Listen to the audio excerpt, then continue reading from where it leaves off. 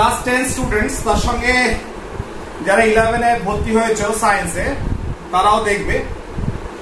হ্যাঁ, তো আমরা পড়ছিলাম গ্যাসের আচরণ।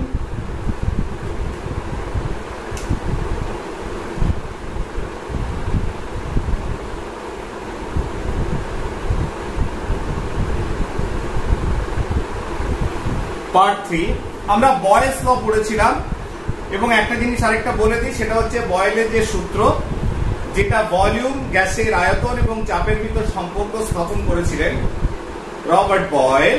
সেখানে যে যখন সেটা লেখচিত্রের মাধ্যমে বয়েলের সূত্রকে প্রকাশ করলাম, তখন যেহেতু উষ্ণতা স্থির রাখা হয়েছে, ওই ধরনের যে রেখা যেটা লেখচিত্রে পাওয়া গেছে তাকে সমষ্ণ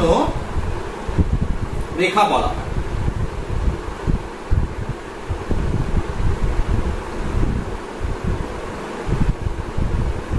সমষ্ণ রেখা, আইসোথার্ম,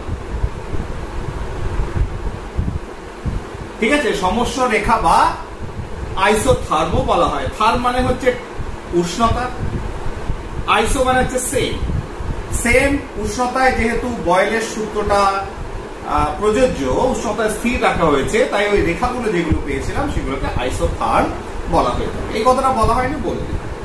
বেশ, নেক্সট দেখো ইন্টারেস্টিং আরেকটা পার্ট। দেখো, প্রথমে আমরা যে লটা পড়বো তার আগে একটা জিনিস দেখি। ধরো একটা আধারের ভেতর কিছু গ্যাসের অণু রয়েছে। অণুগুলো কেমন আমরা পরবর্তীকালে দেখবো যে কাইনেটিক থিওরি অফ গ্যাসেস গতিতত্ত্ব অনুসারে অণুগুলো সর্বদা ছুটছে, এদের ভেতর আকর্ষণ বল নেই। একটা কৌটোর ভেতরে কিছু মার্বেল নিয়ে যদি ঝাঁকিয়ে দাও, যে অবস্থা দাঁড়াবে গ্যাসের অণুগুলোর একই অবস্থায় এরা ঘুরছে, চারিদিকে ছুটে বেড়াচ্ছে। কে কোন দিকে যাচ্ছে, কোথায় ধাক্কা মারছে, নিজেদের সঙ্গে ধাক্কা মারছে, পাত্রের দেওয়ালে ধাক্কা মারছে, এগুলো করে যাচ্ছে।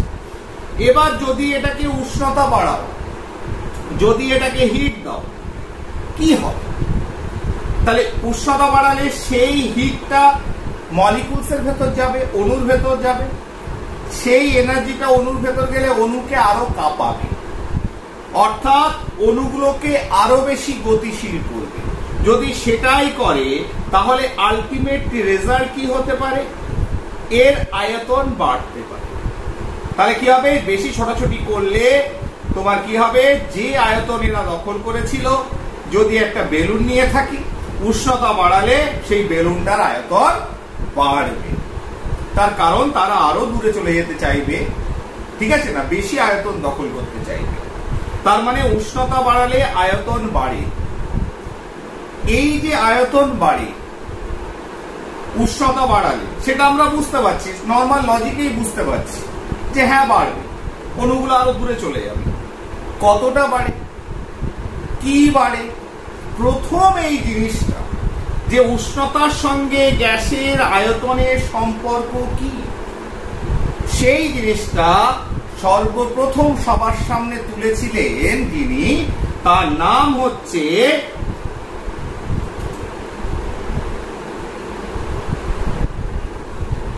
Jacobs, JACQUVES, Jacobs Charles. যে বিজ্ঞানী এই গ্যাসের আয়তন এবং উষ্ণতার সম্পর্ক নির্ধারণ করেছিলেন, সূত্র দিয়েছিলেন এই সংক্রান্ত, তার নাম হচ্ছে জ্যাকবস চার্লস। কোথাকার? ফ্রেঞ্চ, ফ্রান্সের পদার্থবিজ্ঞানী ছিলেন, পদার্থবিদ ছিলেন, ফ্রেঞ্চ ফিজিসিস্ট জ্যাকবস চার্লস প্রথম গ্যাসের আয়তন এবং উষ্ণতার যে সম্পর্ক, এবং আমাদের লজিকেই বুঝতে পারছি উষ্ণতা বাড়ালে আয়তন বাড়ে। তাহলে এই ধারণাটা এবং তার এক্সপেরিমেন্টের সাহায্যে তিনি দেখেছিলেন যে উষ্ণতা বাড়ালে আয়তন বাড়ে, এবং সেই বাড়াটা কতটা সেটাও সবার সামনে তুলে ধরেছিলেন। এবং ইনি প্রথম বিজ্ঞানী যিনি, আমরা যে হট এয়ার বেলুন দেখি, অর্থাৎ বেলুনের ভেতর কোনো একটা গ্যাসকে জ্বালানো হয়, বেলুনটা উপরে ওঠে, সেটা মানুষকেও তুলে নিয়ে যেতে পারে, একসঙ্গে অনেক মানুষ, 20টা 30টা, এখন হয়তো 50 60টা বা 100টা লোকও সেখানে যেতে পারে, ঠিক আছে না? তাহলে এই হট এয়ার বেলুনে তিনি প্রথম জ্যাকবস চার্লস এই ধারণার উপর ভিত্তি করে হট এয়ার বেলুন এবং সেখানে তিনি একা সফর করেছিলেন। ক্লিয়ার? এটাও একটা ইন্টারেস্টিং পার্ট। তাহলে বিজ্ঞানী ফ্রেঞ্চ এই চার্লস কি করলেন? তিনি এক্সপেরিমেন্টের মাধ্যমে কিভাবে একটা কন্টেইনার নিলেন, কন্টেইনারে কিছু গ্যাস ভরলেন, ওপরে একটা পিস্টন রাখলেন। পিস্টনটা হচ্ছে যেটা ওঠানামা করতে পারে, গাড়িরও পিস্টন থাকে। তাহলে এইবার এই গ্যাসটাকে ওপরে একটা প্রেসার রয়েছে, ওপরের চাপটা কি? বায়ুমণ্ডলীয় চাপ। তাহলে গ্যাস মলিকুলস সেম পরিমাণ চাপ দিচ্ছে। এবার এটাকে হিট দিলেন, তাপ দিলেন। তাপ দেওয়ার পর দেখা গেল যে আয়তনটা আস্তে আস্তে বাড়ছে। তাহলে তাপ দিলে কি হলো? আয়তনটা বাড়লো। ঠিক আছে? কি করবে? আয়তনটা বাড়বে। তাহলে এই যে কনসেপ্ট, এইদিকে আমি বিস্তারিত চার্লস এক্সপেরিমেন্টে আমি যাব না, তবে যেটা আয়তনটা বৃদ্ধি করার কথা তিনি ভাবলেন, তোমার উষ্ণতার সঙ্গে তার যে সম্পর্ক, তিনি গ্রাফের সাহায্যে প্লট করলেন। যে রেজাল্টটা তিনি পেলেন বিভিন্ন উষ্ণতায়, সেটা থিওরিটিক্যালি -300 ডিগ্রি সেলসিয়াস থেকে আরম্ভ করে খুব কম থেকে নিতে হয়েছিল গ্রাফটা প্লট করার জন্য। কেন কি বৃত্তান্ত আমরা পরে আসছি। উষ্ণতা, আর এটা হচ্ছে বল। তিনি এই ধরনের বিভিন্ন গ্যাসের ক্ষেত্রে কিছু স্ট্রেট লাইন পেলেন। This is for helium, this is for methane, this is for water vapour, জলীয় বাষ্প, দিস ইজ ফর হাইড্রোজেন। তাহলে এরকম কিছু গ্রাফিক্যালি তিনি প্লট করে লোককে দেখালেন, দেখো উষ্ণতা বাড়ানোর সঙ্গে সঙ্গে আমার আয়তনও বৃদ্ধি পাচ্ছে। ঠিক এইবার তিনি তার রেজাল্টের উপর ভিত্তি করে তিনি দেখলেন যে কতটা বৃদ্ধি পায়, কতটা বৃদ্ধি পাচ্ছে, আয়তন কতটা বৃদ্ধি পাচ্ছে। উষ্ণতা বাড়ালে বৃদ্ধি পাচ্ছে, ঠিক আছে, তাহলে ন্যাচারালি উষ্ণতা কমালে আয়তন কমবে। তাহলে বাড়লে কতটা বাড়বে? তার এক্সপেরিমেন্টাল যে রেজাল্ট, তার উপর ভিত্তি করে তিনি বললেন যে প্রতি 1 ডিগ্রি সেলসিয়াস উষ্ণতা যদি বাড়াই, ধরো suppose this is 0 degree Celsius, সেখান থেকে 1 ডিগ্রি সেলসিয়াস উষ্ণতা বাড়ালাম, ঠিক, তাহলে এই আয়তন সঙ্গে এটা যদি V0 হয় আর দিস ইজ যদি V1 হয়, তাহলে আয়তন তো গ্যাসের বাড়লো। কতটা বাড়লো? বিজ্ঞানী চার্লস বললেন যে 0 ডিগ্রি সেলসিয়াস উষ্ণতায় যে আয়তন গ্যাসের ছিল 1 ডিগ্রি সেলসিয়াস উষ্ণতায় বাড়বে। কতটা বাড়বে? কতটা বাড়বে বলছে, এটাকে যদি এই আয়তনটাকে যদি ছোট ছোট ঘর করে কত ভাগে ভাগ করলাম? 273 অংশে ভাগ করলাম, 273টা ঘরে। তাহলে 0 ডিগ্রি সেলসিয়াস উষ্ণতায় যে আয়তন ছিল, 1 ডিগ্রি সেলসিয়াস উষ্ণতা বাড়ালে যে আয়তন আগে ছিল তা এই 273 ভাগের 1 ভাগ, 273 অংশের 1 অংশ, অর্থাৎ এইটুকু, 1/273, এই অংশটা বাড়বে। এই অংশটা কি হবে? যে আয়তন হবে প্লাস এই আগের আয়তনে 1/273 অংশ আয়তনটা বাড়বে, এই হারে বাড়বে। ঠিক, তাহলে এইবার আমি এই লটাকেই যদি আমি লিখি, যেটাকে আমরা বলছি চার্লসের সূত্র, তার সূত্র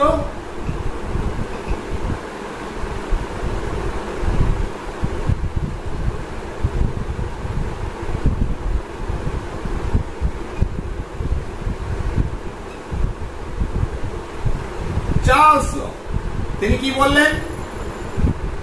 যে স্থির চাপে, অর্থাৎ এক্ষেত্রে যেহেতু উষ্ণতার আয়তনের সম্পর্ক, ফলে আরেকটা ফ্যাক্টর চাপটাকে স্থির দিয়ে দিলাম। প্রতি 1 ডিগ্রি সেলসিয়াস উষ্ণতা বৃদ্ধি বা হ্রাসের জন্য নির্দিষ্ট, অবশ্যই গ্যাসের ভরকে ফিক্স এখানেও রাখতে হবে, নির্দিষ্ট ভরে কোন গ্যাসের আয়তন। তাহলে স্থির চাপে প্রতি 1 ডিগ্রি সেলসিয়াস উষ্ণতা বৃদ্ধি বা হ্রাসের জন্য নির্দিষ্ট করে কোনো গ্যাসের আয়তন 0 ডিগ্রি সেলসিয়াস উষ্ণতায় যে আয়তন ছিল তার 1/273 অংশ হারে বৃদ্ধি বা হ্রাস পায়। তাই ইস্যুটা আমি এখানে কি লিখলাম সেটা তো সবাই বইতে পেয়ে যাবে। ইস্যুটা হচ্ছে যে আমাদের বুঝতে হবে ব্যাপারটা।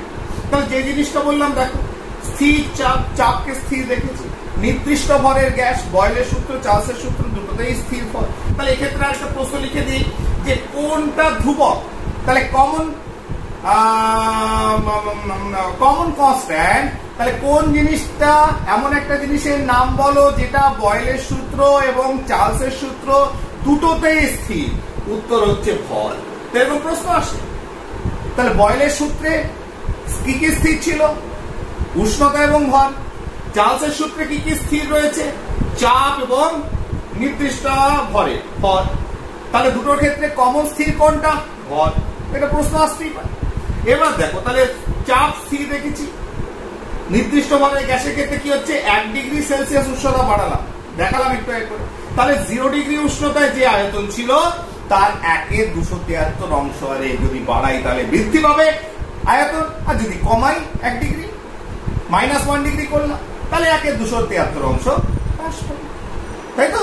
তাহলে বাড়া বা কমা যেটা হচ্ছে, উষ্ণতা বাড়ালে আয়তন বাড়বে, উষ্ণতা কমালে আয়তন কতটা করে কমবে? 1/273 অংশ হারে বাড়বে বা কমবে। প্রতি 1 ডিগ্রি সেলসিয়াস উষ্ণতা বৃদ্ধি করলে 273 অংশ বাড়বে, আর যদি 1 ডিগ্রি সেলসিয়াস হ্রাস করি 1/273 অংশ হারে কমতে থাকবে। ঠিক আছে? তাহলে এটাকেই যদি আমি ম্যাথমেটিক্যালি এই কথাটাকে বিজ্ঞানী জ্যাকবস চার্লসের যে সূত্র, যেটাকে চার্লসের সূত্র বলি, সেটাকে যদি ম্যাথমেটিক্যালি আমি ওটাকে যদি প্রকাশ করি তাহলে কি হবে? গাণিতিক ভাবে প্রকাশ করছি।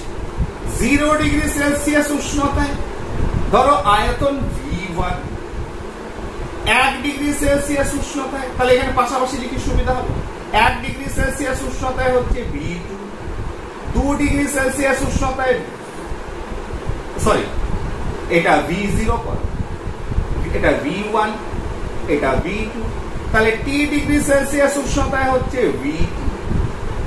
ঠিক আছে? তাহলে দেখো, তাহলে 0 ডিগ্রি সেলসিয়াস উষ্ণতায় যদি আয়তন V0 হয়, তাহলে 1 ডিগ্রি সেলসিয়াস উষ্ণতায় যখন করব তাহলে আয়তন বৃদ্ধি কতটা পাবে? আয়তন কতটা বাড়বে? V0 তে যা আয়তন ছিল তার 1/273 অংশ বাড়লো। ঠিক? তাহলে 1 ডিগ্রি সেলসিয়াস উষ্ণতা বৃদ্ধি করলাম, পজিটিভ। আয়তন বাড়বে কতটা? প্রাথমিক আয়তনের 1/273 অংশ, যা আয়তন ছিল তার 1/273 অংশ। তাহলে অন্তিম আয়তন কি হবে? অন্তিম আয়তন কি হলো? তাহলে V1 সমান সমান কি লিখতে পারি? প্রথমে যে আয়তন ছিল V0 তার থেকে বাড়বে কতটা? V0 273 অংশ। তাহলে এইটা আয়তন সমান সমান কি লিখতে পারি? V0 × 1 + 1/273 আয়তন। তাহলে একইভাবে 2 ডিগ্রি সেলসিয়াস উষ্ণতায় আয়তন কত বাড়লো? V0/273, আরেকটা V0/273, তাহলে দুটো V0/273। ঠিক আছে না? তার মানে 2V0/273। তাহলে অন্তিম আয়তন কি হলো? V2 সমান সমান কি হলো? যা প্রাথমিক আয়তন ছিল প্লাস দুটো V0/273 বেড়েছে, যেহেতু 2 ডিগ্রি বাড়িয়েছে, সমান সমান কি হলো?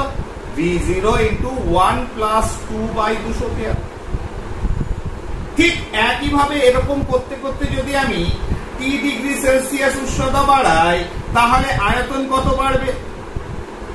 T × V0/273। তাহলে T সংখ্যক V0/273 আয়তন বাড়তে থাকে। তাহলে VT সমান কি হবে?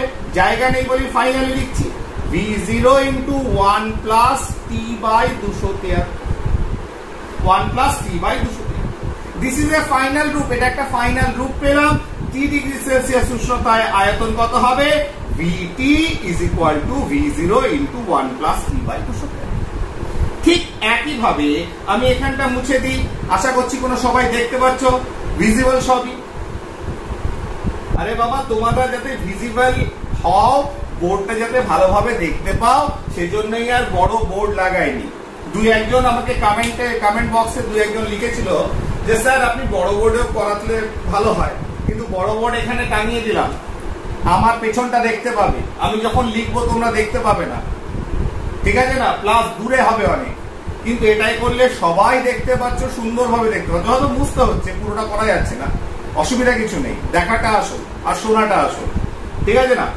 অডিও ভিজুয়াল তাহলে অডিও ঠিকঠাক গেল কিনা আর ভিজিবল ঠিক মতো হলো কিনা বাস তাহলে ঠিক আছে নেক্সট তাহলে টেম্পারেচারটা কমাবো তাহলে টেম্পারেচার যদি কমাই ধরো -1 ডিগ্রি সেলসিয়াস তাহলে আয়তন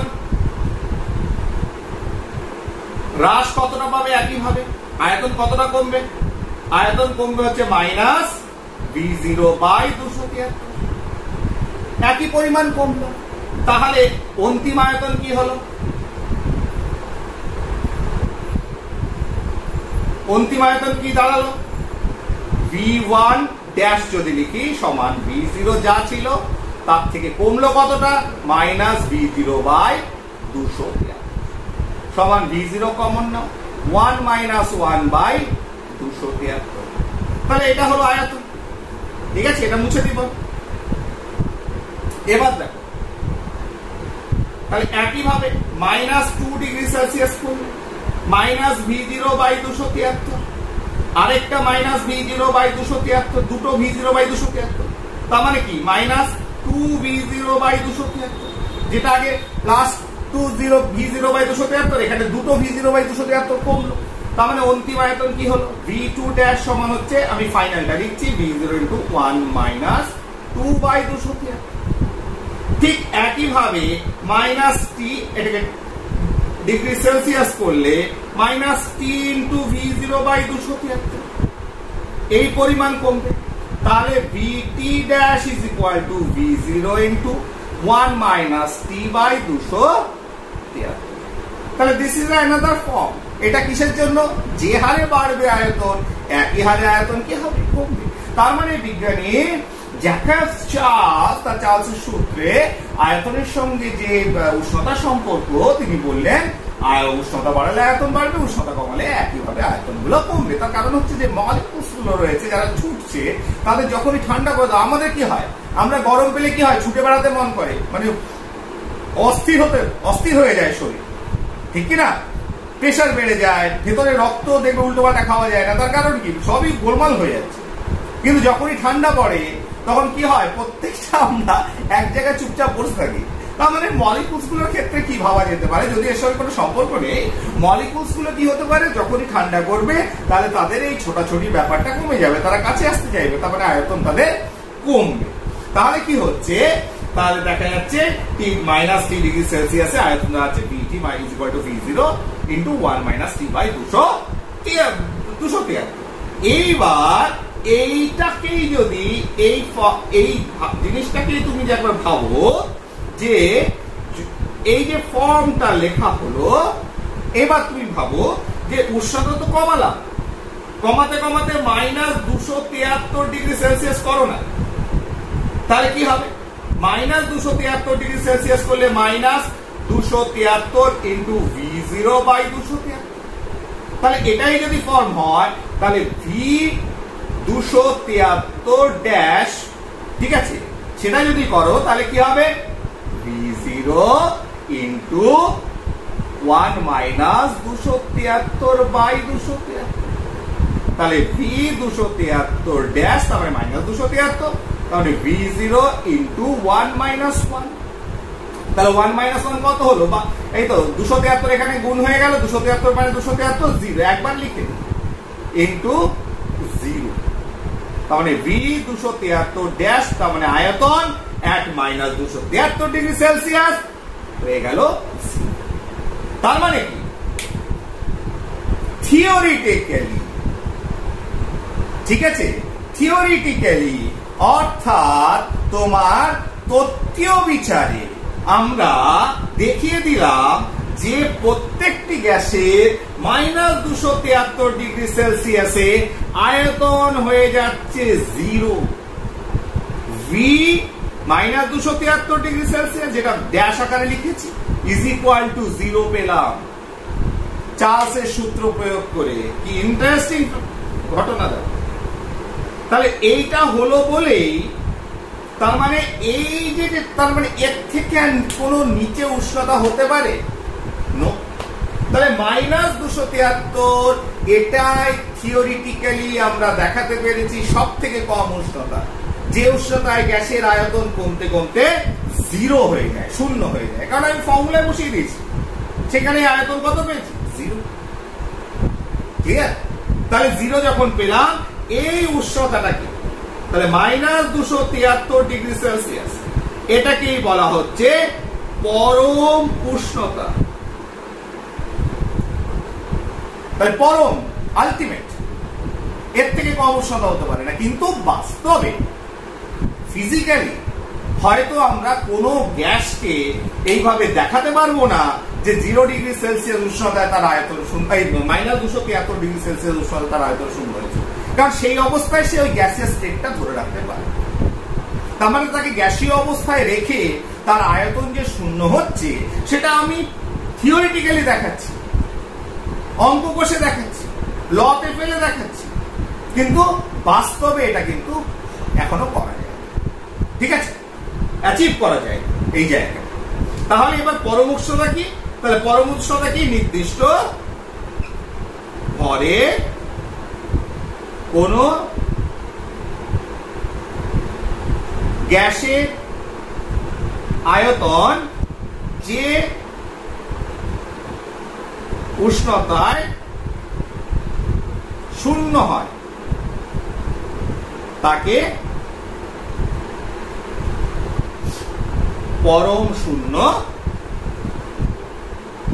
উষ্ণতা বলে। যদিও এটা তত্ত্বীয় বিচারে, থিওরিটিক্যালি এই কথাটা বলা হচ্ছে থিওরিটিক্যালি, ঠিক আছে, যে গ্যাসের আয়তন 0 হয়, নির্দিষ্ট ভরে কোনো গ্যাসের আয়তন যে উষ্ণতায় 0 হয়, সেটা কত? -273°C। তাহলে সেটা এবার হিসেব করে দেখো। আমি প্রথমেই যখন জ্যাকব চার্লসের যে গ্রাফ গুলো দিয়েছিলাম যে আয়তন উষ্ণতার সঙ্গে বাড়ছে, তখন দেখবে -300°C লিখেছিলাম। তার মানে কি -273 তার ভেতরে এসছে, তার মানে সেখানে 0 হতে পারে, তাই আমি একদম 0 থেকে তুলেছিলাম, ঠিক কিনা? তার মানে কি ওই উষ্ণতা ওই পর্যন্ত তার তিনি দেখিয়েছিলেন -273°C উষ্ণতা, ঠিক আছে না? সেই উষ্ণতায় তোমার কি হয়? গ্যাসের আয়তন 0 হয়ে যায়। এবার এটা নিয়ে কাজ করা খুব মুশকিল হয়ে গেল। তাহলে গ্যাস নিয়ে যখন আমি কাজ করব, গ্যাসের বিহেভিয়ার, তার আচরণ, তার আয়তন এবং উষ্ণতা নিয়ে যখন কাজ করব, তখন মাইনাস এত কম টেম্পারেচার নিয়ে কাজ করতে হবে, অঙ্ক কষতে হবে। তখন বিজ্ঞানী কেলভিন একটা স্কেল বার করল, এই সমস্যা, এই মাইনাসের সমস্যাটা দূর করল, যেটাকে বলা হয় কেলভিন স্কেল। কেলভিন স্কেল কি? কিছুই নয়, দিস ইজ এ থার্মোমিটার। তাহলে আমি সর্বনিম্ন -273°C আমি করতে পারি। তাহলে এখান থেকে যদি হিসেব করো, 273 ঘর উপরে উঠলে -273, -272, -271, আস্তে আস্তে মাইনাসটা কমতে আরম্ভ করবে। এটা ধরো 0°C, তারপরে 1°C করে আবার উপর দিকে উঠবে। তাহলে তিনি বললেন, তিনি একটা স্কেল বার করলেন, বলে আর তোমাদের সুবিধাতে একটা কাজ করি, -273 কে তুমি ধরে নাও 0। তার নতুন স্কেল একটা বা একক ধরো এক ধরনের, যেটাকে কি ধরা হলো? একক, উষ্ণতার একক বলো -273 কে তুমি ধরো 0। তাহলে -273 থেকে 0 আসতে গেলে কতগুলো ঘর উপরে উঠতে হবে? 273 ঘর। তাহলে 0 থেকে আস্তে আস্তে যদি এই 0°C এর সমান আনতে হয়, তাহলে একেও 273 ঘর উঠতে হবে। তাহলে এই স্কেলে কি হয়ে গেল? 273। এটার নাম দেওয়া হলো কি? নট ডিগ্রি, কোন ডিগ্রি দেবে না। 273 কে। তার মানে -273°C ফলে নতুন একক নতুন স্কেল হচ্ছে 0 কেলভিন। তাহলে 0°C মানে কত কেলভিন? একে যেমন -273 থেকে 0 হতে গেলে 273টা ঘর উপরে উঠতে হচ্ছে, একেও 273 ঘর উপরে উঠতে হবে। তার মানে তিনি নতুন একটা স্কেল ফর্মুলেশন করলেন, যেটাকে বললেন কেলভিন স্কেল। তার মানে পরম স্কেল, যে স্কেলে কি হয় -273, যেটা মাইনাসের সব থেকে কম, সেটাকে আমি ধরছি 0। এবার দেখো, তার মানে এদের ভিতর সম্পর্ক কি এলো? 0°C সমান হচ্ছে 273 কেলভিন। তাহলে 1°C সমান 1 প্লাস 273 কেলভিন। তার মানে T°C সমান হচ্ছে T প্লাস 273 কেলভিন। তাহলে this is the relationship between the Celsius scale and kelvin scale, যে T°C is equal to T plus 273 kelvin. Clear? তাহলে এখান থেকে প্রশ্ন আসে, এত ডিগ্রি সেলসিয়াস এত কেলভিন, কোনটা বড়? আরেকটা জিনিস এখান থেকে মাথায় ঢুকিয়ে নাও সব সময়, যে আমরা সব সময় গ্যাস সূত্রে যে অঙ্কই করব, যে নিউমেরিক্যাল প্রবলেম করব, সব কিন্তু কেলভিন স্কেলে করব।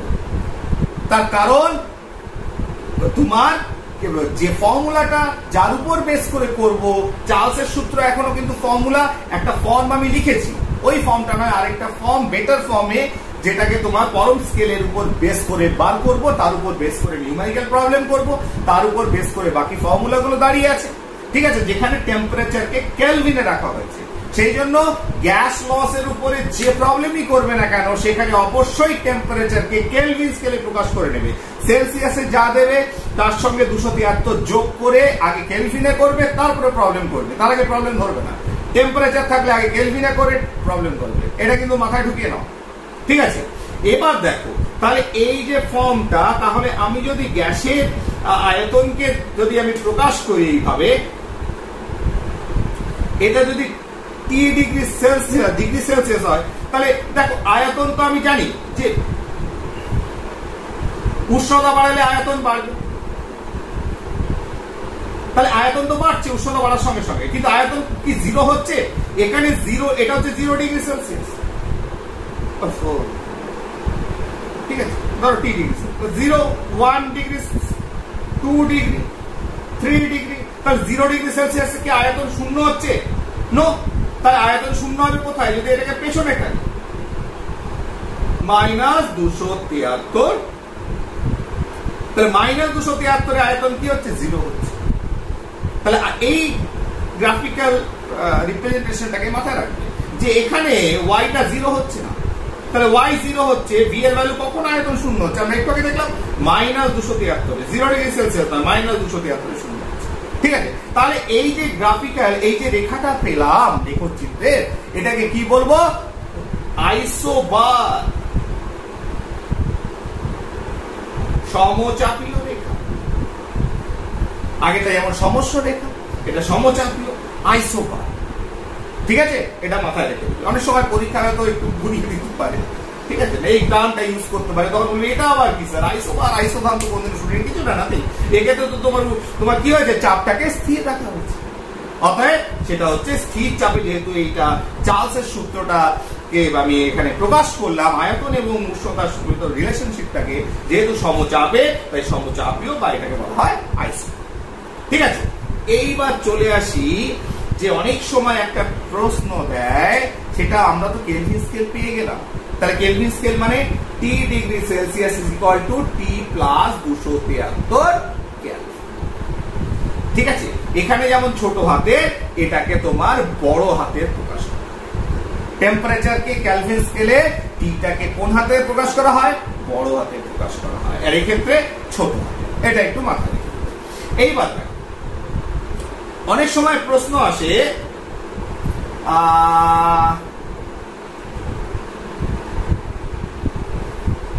চার্লসের সূত্রের সাহায্যে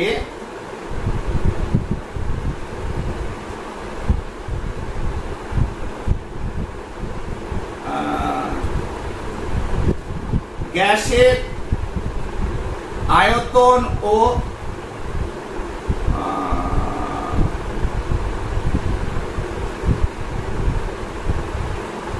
উষ্ণতার কেলভিন স্কেলের মধ্যে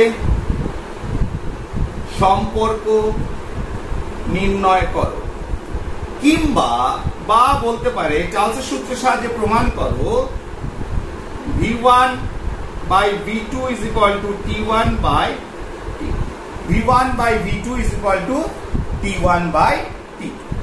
বা বলতে পারে V1 by T1 is equal to V2 by T. তাহলে এটা প্রমাণ করো, বা এটা প্রমাণ করো। বা বলতে পারো উষ্ণতা এবং কেলভিন স্কেলের ভিতর আয়তন এবং কেলভিন স্কেলের সম্পর্ক নির্ণয় করো। কার সাহায্যে? চার্লসের সূত্রের সাহায্যে। ঠিক আছে? আর এখানে টিটা কি? কেলভিন স্কেলের উষ্ণতা, আর ভিটা হচ্ছে আয়তন। যখন V1 তখন উষ্ণতা T1, যখন V2 উষ্ণতা হচ্ছে T2। তাহলে ডিফারেন্ট ফর্মে এই প্রশ্নটা দিতে পারে। তাহলে এবার দেখ, ভেরি সিম্পল। ধরো 0 ডিগ্রি সেলসিয়াস উষ্ণতায়, 0 ডিগ্রি সেলসিয়াস উষ্ণতায় আয়তন হচ্ছে V0, T1 ডিগ্রি সেলসিয়াসে আয়তন V1, T2 ডিগ্রি সেলসিয়াস উষ্ণতায় আয়তন হচ্ছে V2। ঠিক আছে? তাহলে দেখো T1 ডিগ্রি সেলসিয়াস উষ্ণতায় তাহলে আয়তন কি হবে? V1 সমান আমি লিখতে পারি, V1 is equal to লিখতে পারি V0 into 1 plus T1 by 273। এটা আমরা শিখে গেছি, কোনো অসুবিধা নেই। V1 সমান V0 প্রাথমিক আয়তন into 1 plus T1 ডিগ্রি সেলসিয়াসে কি হবে? T1 by 273। তাহলে V1 is equal to V0 into 273 plus T1 by 273। ঠিক আছে? 273 plus T1 by 273। ক্লিয়ার? তাহলে এই যে ফর্মটা আসছে তোমার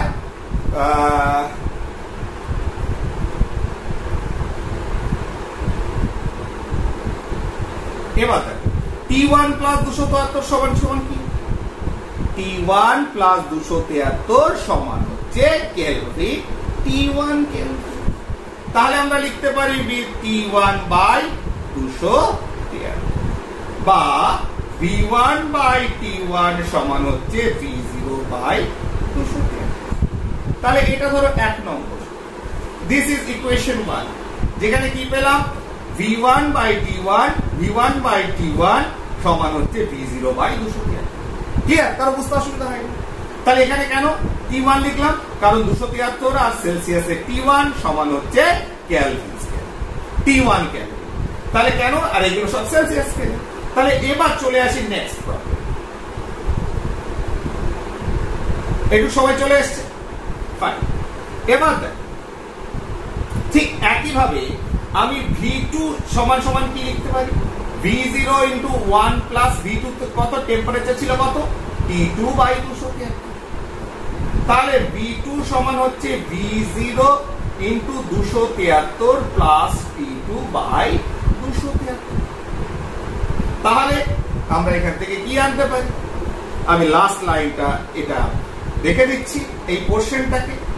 তাহলে দেখ, তাহলে V2 is equal to, তাহলে 273 plus T2, তাহলে T2 plus 273 সমান T2 কেলভিন। তাহলে V0 into T2 by 273, তাহলে V2 by T2 সমান হচ্ছে V0 by 273। এটি ইকুয়েশন। এবার দুটোকে কম্পেয়ার করো, 1 নম্বর আর 2 নম্বর। দুটোরই ভ্যালু কি বেরিয়েছে? V0 by 273, value is same. তাহলে ধ্রুবক, তা দুটোর ভ্যালু একই, V1 by T1 R V2 by T2। Kelvin স্কেলে দুটোর ভ্যালু কি হলো? V0 by 273।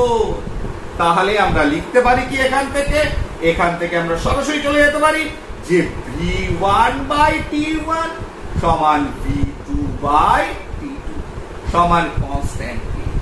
তার কারণ কি? দুটোর ভ্যালু হচ্ছে V0 by 273। ঠিক আছে? তাহলে এখান থেকে কি পেয়ে গেলাম? আমাদের ফর্মটা আমি পেয়ে গেলাম V1 by T1 সমান V2 by T2 বা V1 by V2 সমান T1 by, যে ফর্মে তুমি দেখো।